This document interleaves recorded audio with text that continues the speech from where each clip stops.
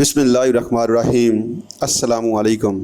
मुअज़्ज़ज़ सामीन किराम, हम में से हर शख्स का ये फ़र्ज़ है कि अल्लाह ताला के दीन के गलबे और इसकी अकामत के लिए कमर कस लें। दुनिया में क्या होता है क्या नहीं होता ये मेरे और आपके इख्तियार में नहीं है। मैं जो कुछ कर सकता हूँ इसके बारे में जवाबदाह हूँ। आप जो कुछ कर सकते हैं, जो भी आपके इख्तियार में है, इसके लिए आप इंदल्लाह मसूल हैं, ज़िम्मेदार हैं। अल्लाह ताला की नुसरत व हमायत मोहम्मद रसूलुल्लाह सल्लल्लाहु अलैहि वसल्लम की वफ़ादारी के साथ मशरूत है कि मोहम्मद से वफ़ा तूने तो हम तेरे हैं। जिनको मोहम्मद रसूलुल्लाह सल्लल्लाहु अलैहि वसल्लम के साथ वफ़ा का दावा है, वो अपने सर पर कफन बांध कर और ये अहद करके कि इन्ना सलाती व नुसुकी व महयाया व ममाती लिल्लाहि रब्बिल आलमीन, यकीनन मेरी नमाज, मेरी कुर्बानी, मेरा जीना और मरना अल्लाह रब्बुल आलमीन के लिए है। अल्लाह के दीन को अमलन कायम करने की जदोजहद के लिए उठ खड़े हों, इसलिए कि तकमील रसालत मुहम्मदी सल्लल्लाहु अलैहि वसल्लम का आखिरी मरहला अभी बाकी है, जिसकी खबर दी है अल्लाह के रसूल सल्लल्लाहु अलैहि वसल्लम ने कि ये होना है दुनिया के खात्मे से पहले। कैसे हो सकता है कि बेअसत मुहम्मदी सल्लल्लाहु अलैहि वसल्लम का तकाज़ा बतमामो कमाल पूरा ना हो और दुनिया ख़त्म हो जाए। दुनिया के खात्मे से पहले कुल आलम इंसानियत पर अल्लाह का दीन नाफिज होगा। इसी काम के लिए पाकिस्तान कायम किया गया था। हमने अल्लाह से पुकार कर चीख चीख कर दुआएं की थीं कि ए अल्लाह, हमें अंग्रेज़ और हिंदू की दोहरी गुलामी से निजात दे। हम तेरे नबी के दीन का बोल बाला करेंगे, पाकिस्तान को इस्लाम की तजर्बागाह बनाएंगे। कायद आज़म ने फरमाया था कि हम पाकिस्तान में इस्लाम के असूल हर्रियत व अखुवत व मसावात का नमूना दुनिया के सामने पेश करेंगे, और इसीलिए हमें मोज़े के तौर पर यह मुल्क मिला था। लेकिन अफसोस सद अफसोस, औला लकफ़ाउला सुम्मा औला लकफ़ाउला, 55 बरस गुज़र गए लेकिन इस्लाम यहाँ नहीं आया। नतीजा क्या निकला? अल्लाह ने पहले 25 बरस हमें मोहलत दे दी। जब हमने इस्लाम नाफिज़ नहीं किया तो अल्लाह ने अज़ाब का एक कोड़ा हमारी पीठ पर बरसाया। हिंदुस्तान के हाथों 1971 की शिकस्त अजीम याद है। हमारे 93,000 फौजी इस हिंदू के हाथों जंगी कैदी बने, जिस पर हमने कई हज़ार बरस हुकूमत की थी, कई 600 बरस और कहीं 800 बरस। इंदिरा गांधी को भी ये मौका मिला कि हमने 2 कौमी नज़रिया खलीज बंगाल में गर्क कर दिया है, और उसने ये भी कहा कि हमने अपनी 1000 साला शिकस्त का बदला चुका दिया है। सामीन, अल्लाह के अज़ाब का ये कोड़ा क्यों पड़ा? इसलिए कि हमने अल्लाह के दीन के साथ बेवफाई की, अल्लाह के साथ वादा खिलाफ़ी की और अल्लाह के दीन को नाफिज़ नहीं किया। और अब जो हालात हैं वो इंतहाई तशवीशनाक हैं। हम गिरवी रखे जा चुके हमारी बेसेस FBI, CIA और मोसाद पाकिस्तान में मौजूद है। हमारे एयरपोर्ट्स पर इनके मुअय्यन हिस्से हैं। हमारी खुद मुख्तारी गोया गिरवी रख दी गई है। अल्लाह ताला इनके अज़ाइम को खाक में मिलाने पर कादिर है। लेकिन अगर हमारे चलन यही रहे तो शदीद अंदेशा है कि अल्लाह ताला हमारी मदद से हाथ खींच ले। हमने मोटरवे बना ली, हमने बड़े बड़े महल बना लिए, कराची, लाहौर और पेशावर की डिफेंस सोसाइटियाँ, इस्लामाबाद में बंगले बना लिए, करोड़ों का एक एक बंगला है, लेकिन हम इस्लाम नाफिज़ नहीं कर सके। ये जुर्म हमारा ऐसा है कि हो सकता है कि इस पर अल्लाह आखिरी सज़ा दे दे, और हो सकता है कि अभी कुछ मोहलत बाकी हो। बहरहाल एक बात मुहावरे के तौर पर कही जाती है कि जब तक सांस तब तक आस। जब तक अल्लाह ने मोहलत दे रखी है, कुछ ना कुछ करना है। करना क्या है? इस्लामी निज़ाम का कायम करना आसान काम नहीं।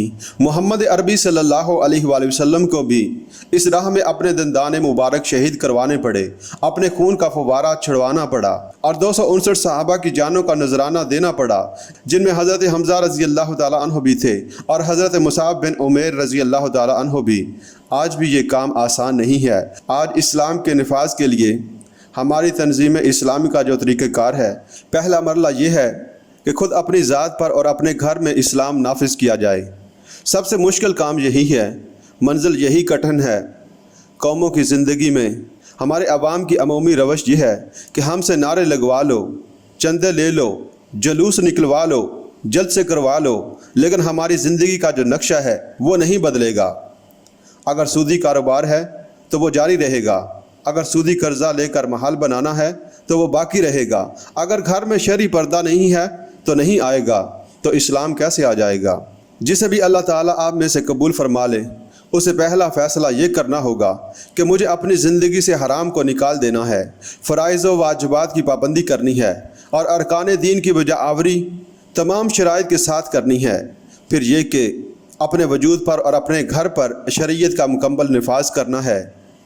نمبر 2، شریعت پر کاربند ہونے کا عزم کر لینے والے پھر مل جل کر ایک طاقت بنے۔ حضور صلی اللہ علیہ وآلہ وسلم نے فرمایا ہے، ید اللہ علی الجماعت، یعنی اللہ کی تائید اور اللہ کی نصرت جماعت کے ساتھ ہے۔ حضرت عمر رضی اللہ تعالیٰ عنہ کا قول تو یہاں تک ہے، لا اسلام الا بجماعت، جماعت کے بغیر کوئی اسلام نہیں ہے۔ چنانچہ جماعت کی شکل اختیار کرنا ضروری ہے۔ ہماری دعوت یہ ہے کہ ہماری جماعت میں آنے والے لوگ پہلے اپنی ذات پر اور اپنے گھر میں اللہ کے دین کو نافذ کریں، جو بڑا مشکل کام ہے۔ یہی وجہ ہے کہ ہماری رفتار بڑی کمزور ہے۔ لوگ نعرے لگانے کو تیار ہیں، کسی کو کافر کہلانا ہو تو نعرے لگا دیں گے، کسی کے خلاف کوئی مہم اٹھانی ہو تو اٹھا دیں گے، مگر خود اپنے آپ کو بدلنے کے لیے تیار نہیں ہیں۔ جبکہ اللہ تعالیٰ کا فیصلہ ہے کہ ان اللہ لا یغیر ما بقوم حتی یغیروا ما بانفسہم، یعنی اللہ تعالیٰ کسی قوم کے حالات کو اس وقت تک نہیں بدلتا جب تک کہ وہ اپنے آپ کو نہ بدلے۔ تو پہلا قدم اپنے آپ کو بدلنا اور دوسرا قدم مل جل کر جماعت بنانا ہے۔ دنیا میں جماعت سازی کے مختلف طریقے رائج ہیں۔ ایک دستوری طریقہ ہے کہ اگر آپ کو کسی جماعت کا دستور منظور ہے تو آپ اس کے رکن بن گئے۔ پھر ارکان جو ہیں وہ صدر یا امیر کا ایک معین مدت 2 سال، 4 سال یا 6 سال کے لیے انتخاب کریں گے۔ پھر اس امیر یا صدر کے شورا یا مینجنگ کمیٹی ہوگی، اس میں طے کیا جائے گا کہ کتنے اختیار امیر کے پاس ہیں اور کتنے شورا یا مینجنگ کمیٹی کے پاس ہیں۔ یہ طریقہ کار مباح ہے، جائز ہے، حلال ہے، حرام نہیں ہے، لیکن مسنون نہیں ہے۔ جماعت سازی کا مسنون طریقہ بیعت پر مبنی ہے، جو ہم نے اختیار کیا ہے صلح حدیبیہ کے موقع پر۔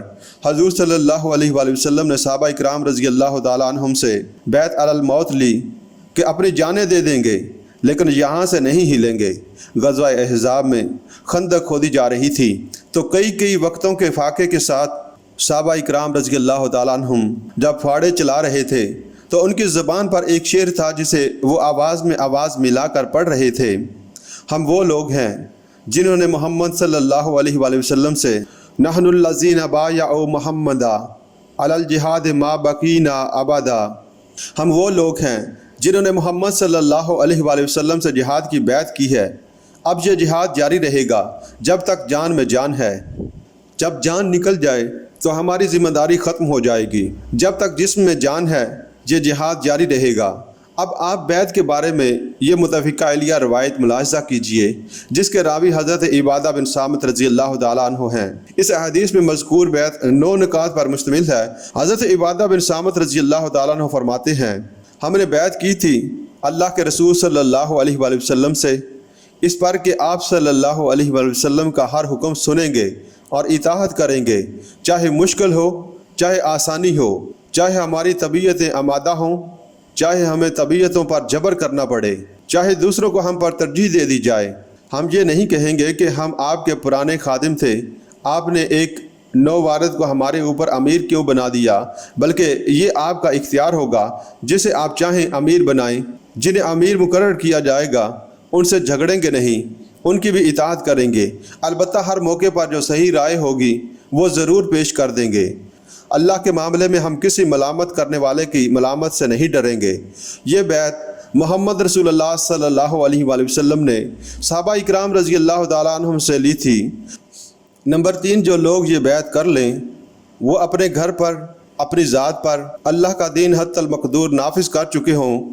اب وہ یہی کام کریں کہ دعوت لوگوں تک پہنچائیں، زبان سے، کتابوں سے، رسالوں سے، ویڈیو سے، آڈیو سے، گفتگوؤں سے اور خطبات عام سے یہ پیغام عام کر دیں تاکہ لوگ اس جماعت میں شامل ہوں۔ پھر ان کی تربیت ہو اور جب تک تعداد اتنی کافی نہ ہو جائے کہ پورے نظام کو چیلنج کیا جا سکے، اس وقت تک یہی کام باللسان کرنا ہے، زبان سے نیکی کی بات کرنی ہے، زبان سے برائی سے روکنا ہے اور ساتھ ساتھ تربیت کا عمل جاری رکھنا ہے، اور جب طاقت کافی ہو جائے، منظم بھی ہو، واقعتاً اپنا سب کچھ قربان کر دینے کے لیے تیار بھی ہوں، تو اب ہم چیلنج کریں گے کہ ہم یہ فلاں حرام کام یا نہیں ہونے دیں گے، یا ہم نہیں، یا یہ نہیں۔ گھراؤ کریں گے، جلوس نکالیں گے، اپنے سینے کھول کر کہیں گے چلاؤ ہم پر گولی۔ شہادت ہے مطلوب مقصود مومن، نہ مال غنیمت نہ کشور کشائی۔ جو کام ایرانیوں نے کیا وہ یہاں کرنا ہوگا۔ انہوں نے 20,000 سے 30,000 کے درمیان جانیں دے دیں۔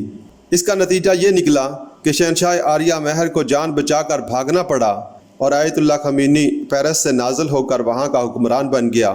ہمارے ہاں غلطی یہ ہوئی کہ کچھ لوگوں نے سوچا کہ چلو الیکشن کا راستہ دیکھتے ہیں، ہمیں زیادہ ووٹ مل جائیں گے، حکومت ہماری ہو جائے گی تو ہم اسلامی نظام قائم کر دیں گے، لیکن یہ راہ اسیر بن گئی۔